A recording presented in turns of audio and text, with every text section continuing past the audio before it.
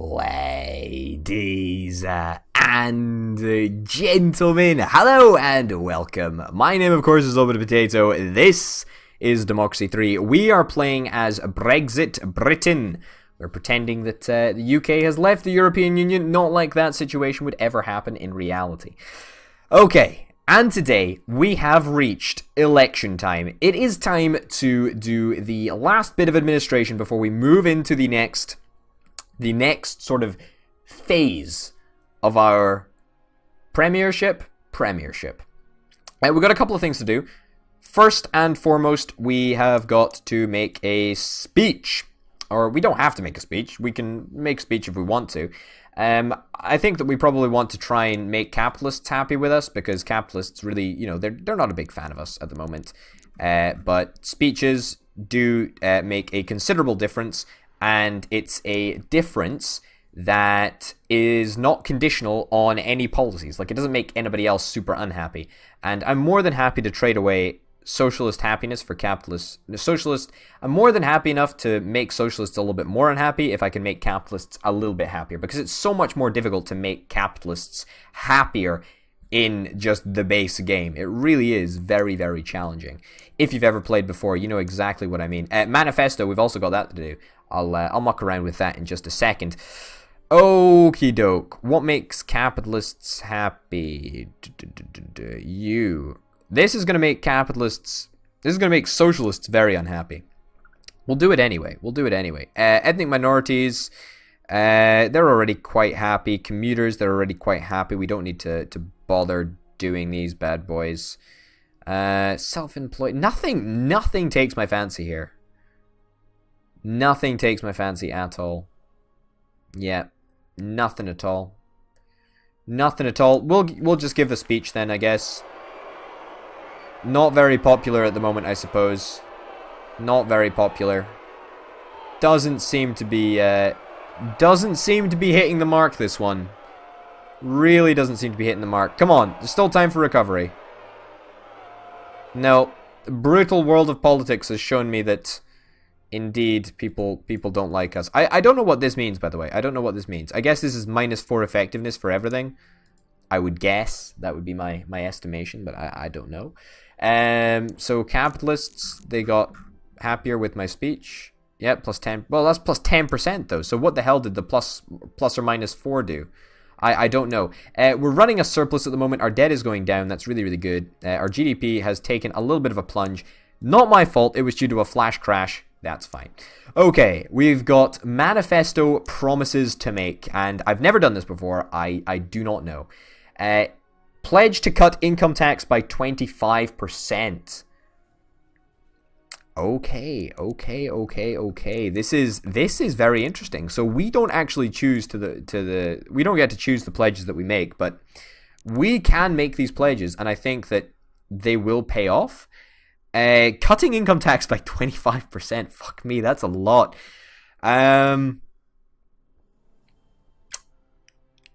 Do we want to do that? I don't know if we want to make that pledge. I don't know. I'll cut intelligence services by 10%, I guess. Turns remaining for pledge 17%. Current 100, target 75. That's easy to do. It's not a problem. Not a problem at all to do. But I want to pick this one, right? I really would love to pick income tax, but I can't, because it's providing so much of our money right now. And if we were to get rid of that without the economy being in a good situation, you know what? Fuck it. Let's do it. Let's try and cut it. We need to cut it to 48%. Easy peasy, okay? Easy peasy. We can do it. Not worried in the slightest. State schools need to be raised by 50%. That's going to be expensive. Jury trial? Yeah, fuck it. Who gives a shit? It's fine.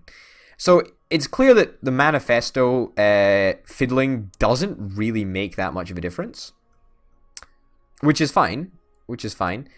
Property tax current value is cut by 25%. What is the current property tax? It's not bringing in that much money. What would that do if it cut it? Quite honestly, I think cutting that by 25% wouldn't be the end of the world, and I think that that's actually probably something that we want to pursue, regardless of of what happens. So I guess we will cut the property tax. It's going to make the socialists not like us that much, but every little helps, I guess. Okay, I guess this is it. Let's go to the next turn. Let's go to the next turn and see what the heck happens. It's time. And a brand new election page. So this is never before seen. I've never seen this before, so this is great. Opposition spent 208 million. We spent absolutely fuck all at 28 million. I don't know what that is going to do. I don't know what that's going to change. Oh my god, look at all the little people. Opposition turnout is quite high. Okay, so let's just sort of analyze what this actually did. None of us had any voters, any activists, so that makes sense. The percentage of people who held favorable views of the player who turned out to cast their vote on election day. I don't know what this means, right? I don't know what this means at all. I'm presuming that player turnout is lower for me because more people liked me overall, whereas less people liked the opposition. Now, I imagine that this is based on that bar on the bottom, right? You know, so the everyone popularity. I think it takes...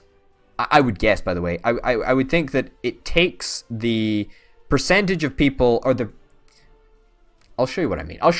I'm not going to try and explain my position. Perceptions impact the percentage of total votes that were won or lost due to the voter perceptions of the candidate.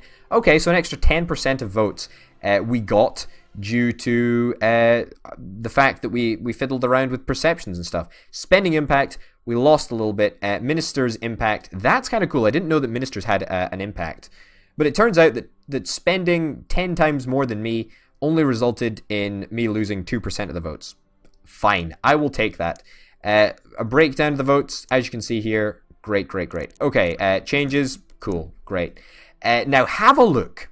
Have a look at the big bar at the bottom that says everyone, okay? And remember these two numbers, right? Let's continue past this. So I would imagine that the popularity, this is the thing. The percentage of the entire electorate who expect to vote for you, right? So I would imagine that out of this many people, right? Out of 92% of the population, only 52% or whatever voted for us. However, out of the remaining 7.7%, 89% voted for the opponent. So I think that's how it works, but I don't quite know. I suppose that there is probably some maths behind that, but I am completely unaware of them, and I don't know. I'm just guessing, although I think I'm correct in that. I think I'm correct. So I guess that's how it works. We're still running a little bit of a surplus right now. Not too much of a surplus because we did have a flash crash last turn. It's okay. Our GDP is clearly going to recover, and that is great. Capitalists, really liking us. Socialists, not such a big fan. But unfortunately, or perhaps fortunately, we are now in a position where we have to honor these pledges. So intelligence services, cut by 25%. That is something that I am willing to do. Now, I wonder if there's something that's going to show up. There is totally something that shows up. That is fucking awesome. That is absolutely fucking awesome. That is really cool. So the target of 75%, it doesn't really allow us to... I guess if we hover over that, does it tell us what percentage that's on? I guess it doesn't. But there we go. I'm going to make the assumption that is to where we want it to be. Any other manifesto pledges that we feel that we can muck around with on this turn? Income tax, jury trial. Jury trial, that's easy enough to do. I mean, to be honest, we should probably just up it to the max. Push it to the limit, and cutting property tax, we can cut that a little bit. There we go. In fact, no, we can't, because we don't have the appropriate political capital. That's okay. GM food proposal, sure, whatever. Next turn. And fingers crossed the capitalists do not super hate us right now. Unemployment, down the drain. Look at that. With increased GDP comes decreased unemployment. Credit rating upgraded. This is going to make sure that the capitalists really do like us. Technology backwater is now at an end. Oh, fantastic. Fantastic. It's exactly what we wanted. GDP is going through the roof. Since the technology backwater has ended, that is unleashed the flow of GDP into my life. And honestly, I cannot complain. Our credit rating is, or our interest rate is BBB, so quite frankly, I'm okay with that, right? Because that means that our debt interest is going to be a smaller percentage of our outgoings. And quite frankly, that just puts more money into the surplus tank, which puts more money back into the debt repayment fund, I guess. Let's see if these manifestos actually worked. Turns out, totally did. Totally did work. This is an interesting thing to note, by the way. So when it says cut by 25%, it doesn't actually refer to cut by 25 points, right? It doesn't it doesn't require you to cut 20% of the bar. So if I go into income tax, it doesn't expect you to cut from like 90 or from 90 all the way down to 65, which would be 25%. As a number. It does, in fact, require you to cut exactly 25 percentage points of what you already have. Now, we can actually do this fairly easily. Like, it's not a super big deal for us to just cut this down. I'm gonna hold off on doing that for a little while. I'm gonna hold off on doing that because we've got a surplus, and let's just pay back our debt as much as we possibly can so that we're paying as little interest as possible, and we can use the money that we are, well, in part, we can use the money that we are using at the moment. If we have a look at our expenditure, we can use the money that we're currently paying to our debtors or creditors. I can't remember. The money that we're using to pay off our debt, or the money that is going towards debt interest, we can use in part to pay for the cut in income tax, which we pledged. So that's completely fine.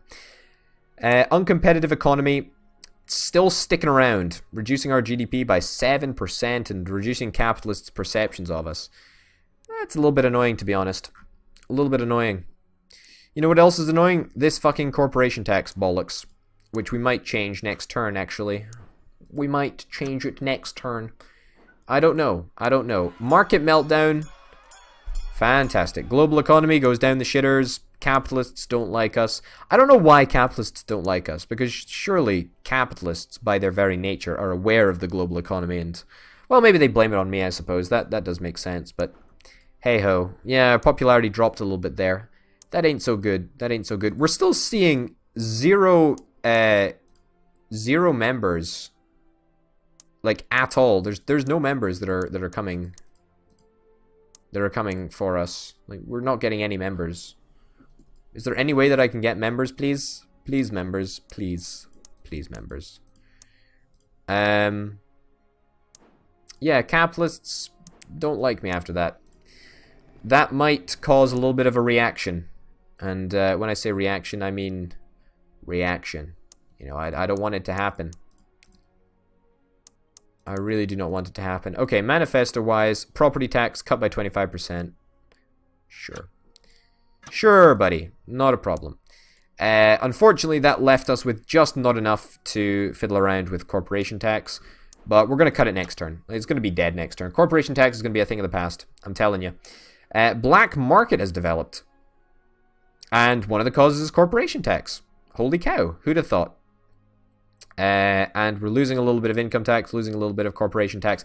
Honestly, that's not a problem. I mean, we were going to cancel corporation tax anyway, so I'm not going to cry about that too much. But we still got a massive surplus, so I'm quite comfortable canceling corporation tax. Totally comfortable. Totally comfortable. We do have to cut the income tax, and it's going to be a big cut. It's going to be a big cut. Like, don't kid yourselves. It's going to be potentially brutal, right? It really is, but it's somewhat necessary since we made the pledge, It was a little bit of a ballsy move, and perhaps a Britain that is outside of the European Union would make the same move. Unemployment down, GDP up. Good. The budget is in good shape. We have a surplus of 74 billion and could consider dropping taxes. I'm not going to worry too much about dropping some taxes right now. Quite frankly, I'm okay paying back a lot of my debts right now. Yeah, GDP is going to continue to climb as the global economy recovers, which is actually quite nice. It's good that the global economy is getting back on its own 2 feet. Our credit rating is quite low. I think it can go one lower. I think it can be rating A. And if it is... No, maybe it can't go A. Maybe it can go AAA. AAA, is it AAA or single A? I can't really recall. But either way, whatever happens, it's going to mean that we're paying back even less in debt interest. What are we paying right now? 3.61. Put it this way. A couple of turns ago, we were paying 9% of our national expenditure as debt interest. Now, we are paying 1.2%. That is a fantastic saving. That is so good. It is so good that we're saving that much money.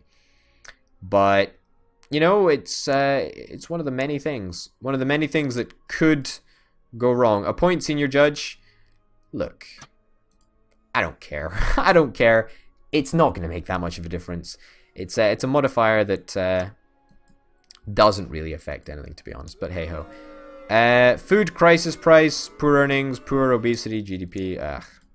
That's annoying. GDP stayed level for the first time in a while. We've now got AAA battery credit rating. And that is what I'm talking about. We've got a significant surplus, and we're going to have a significant surplus next turn as well. So very, very nice indeed. Now, let's try and do the cutting. So our target is 48%. 48%. That is 48%. We would only lose 40 billion or so. Oh, fuck me. That's actually not that bad. Let's do that. And we should actually be fulfilling all of our... Oh, shit, it's 31%. What? Current target. Okay, well, let's lower that a little bit more then. Or is it going to continue to lower itself? It says it's on 23%. What? That doesn't make sense, but hey ho. I'll do that anyway. Let's give it a shot. Fingers crossed things don't go completely tits up this turn. You urgently want to talk in private. I don't care. We do have a budget surplus still, which is lovely. That's great, but if we have a little look at our manifesto pledges, income tax, the current is 53%, but it should be reduced to 48%. How the hell did that maths work? We reduced it to 48%. This is funny. This is really, really funny. I don't quite understand how this works. I think it's something to do with the maths shifting around turn by turn. I don't know, quite frankly. But there we go. I guess that we've probably done enough to fix it. Ban, fuck something. Yeah, who gives a shit? Doesn't really matter. Uncompetitive economy, that's fine. Asthma epidemic, I guess, is just going to be something that exists perpetually in our society. And the black market has already started to go down since we cancelled corporation tax anyway.